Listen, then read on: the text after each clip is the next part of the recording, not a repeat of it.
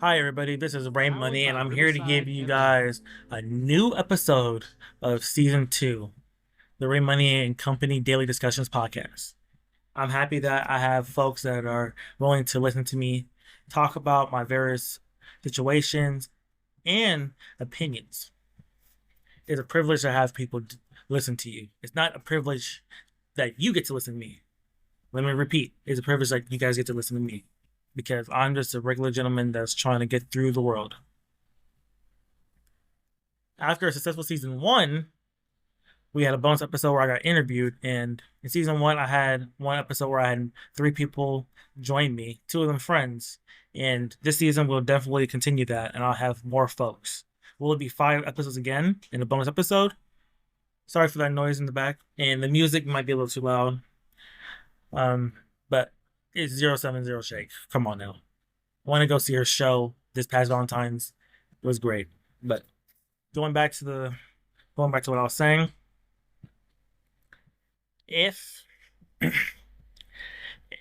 it's gonna be 5 episodes, I don't know. And there will be a bonus episode, and I'm gonna try to get interviews going. I've gotten some interviews done before. I'm trying to get video podcasts, and I got the tripod. I'm using a Joby Compact Advanced Kit tripod. The plug for Joby, they're great. I use them for some videos today. Check out my YouTube channels.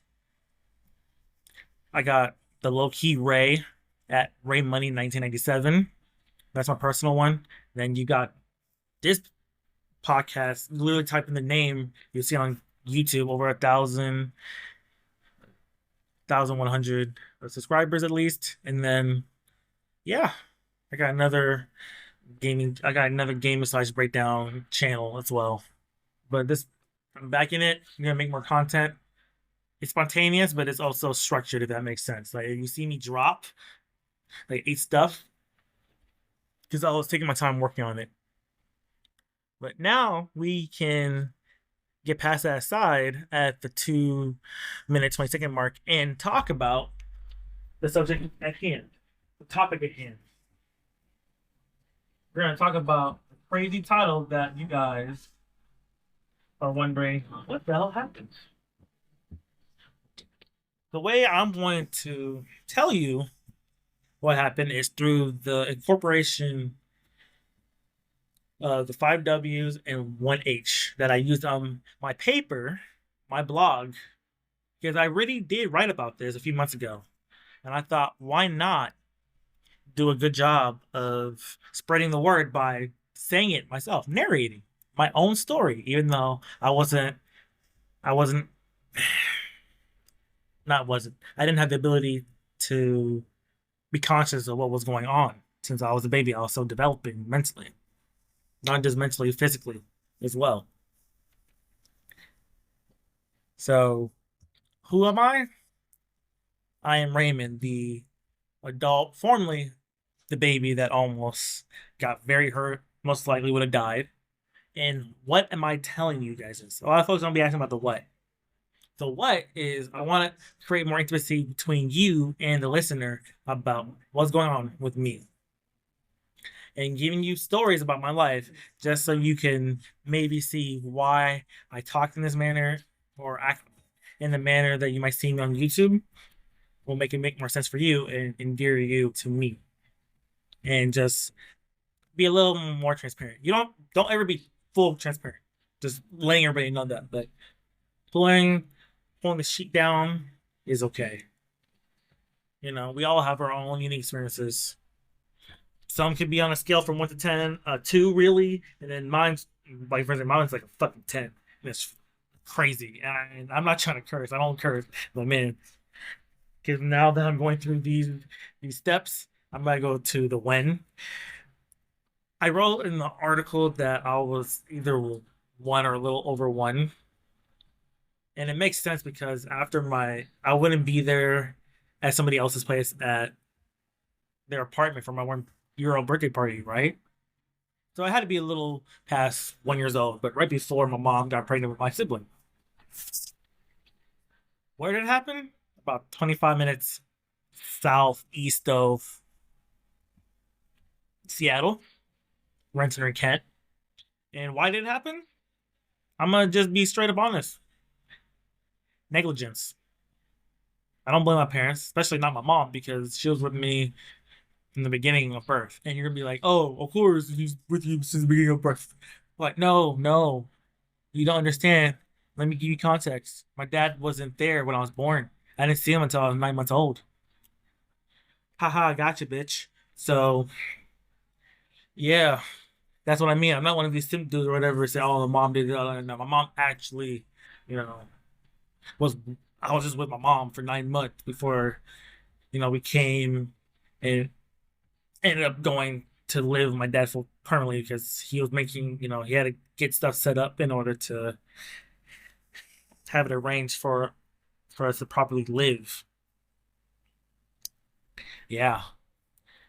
Yeah, y'all, the story about my upbringing is another topic for another day. A lot of nuance too. But that's the why, negligence. Because I didn't expand on the where. Where, even though I said it was at a friend's place, my parents' friend's place, there was a bunch of West Africans. And I'm guessing probably like about six or more of them in an apartment. A storied, a multi-storied apartment, like 3 stories and higher, I believe. None of them had kids. So guess what? We're we're we're animals. So we're not better than the rest when it comes to out of sight, out of mind. A lot of folks do that. It's called cognitive dissonance. That's all it is. And the most important organism in that room was the baby because the baby is an investment that you're waiting for it to grow. That's how a lot of folks would look at a baby.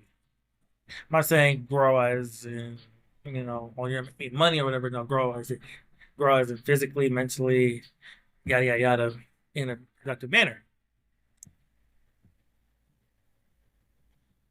No, if my mom wasn't watching me, no, nobody really was watching me.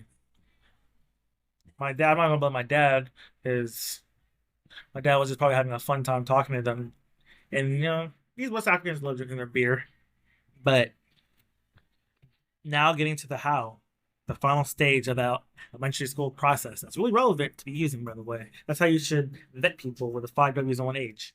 The how was I was walking around unsupervised and went through a railing, and my sandal caught me as I was falling, as I was hanging down. I was hanging upside down, and my mom was looking for me, and she pulled me up and closed the door immediately. She said that my sandal was the only thing saving me. So she had to carefully grab me just to make sure I didn't fall down. One would think how bad was the railings that I fell through, but regardless, it doesn't matter. I was alive and the sandal saved my life. If I was her, I would have kept that sandal. That's a good luck thing. I like keeping things that are valuable and informational and memorable. That fits that fits all three in my opinion. Because there's that to me is knowledgeable that that sandal really did save my life. Because thinking about all the space of the railings and just be falling through, even over 1 years old, I should have been big enough not to. Like it's something, God was on my side. God's always on my side, but he just happened just to really lock in with me and stop me from whatever fate I could have had. Fate I could have had. Because my mom that was this, by the way, the when, since you guys don't know my age, I'm 27, so that happened in 98. My mom already went through some misfortunes with family, about three of them, from 95, 96 to 97. So her heart could not handle anything if that happened to me, especially coming to a new place and in that happening. Wow. And that's what gets me thinking because there's a lot of times where I think to myself, man, I wish I died that day. I wish I died. But then when I posted the article on my IG story, I had friends hit me like, bro, that's a crazy story. I'm happy you're alive, yada yada yada. And it was great because there's a lot of times where I question my self-worth. And not because I'm not productive or self-sufficient. No, that's not the issue. It's my self-worth as in my importance to others that I consider valuable because you don't want to put your time in other folks that don't treat you the way you think you should be, especially if you put the work in to be what you are value wise. And it's really good that I got that confirmation. And most importantly, just context that my mom was going through a lot of unfortunate family stuff. And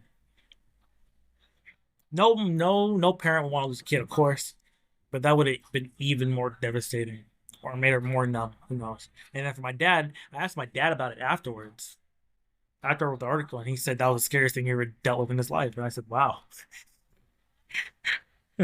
So yeah, yeah. So what do you guys think about that? Your boy's alive still. He's here making content for y'all, telling y'all about his near-death experiences at a young age he wasn't conscious of, and boom, I've been in some interesting situations in my life. Thankful to be alive. And if anybody's curious about the article, I'm gonna put it in the description or comment section. Sorry about that noise in the background. Hold on. I got text messages too from from somebody about Shadir Sanders. That's funny.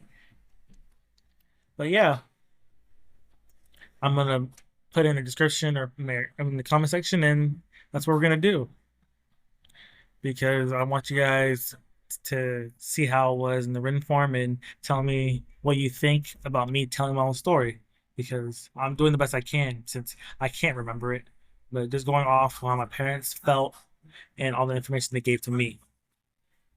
If you guys want me to talk about more stories like this, comment below. Please react, like, subscribe.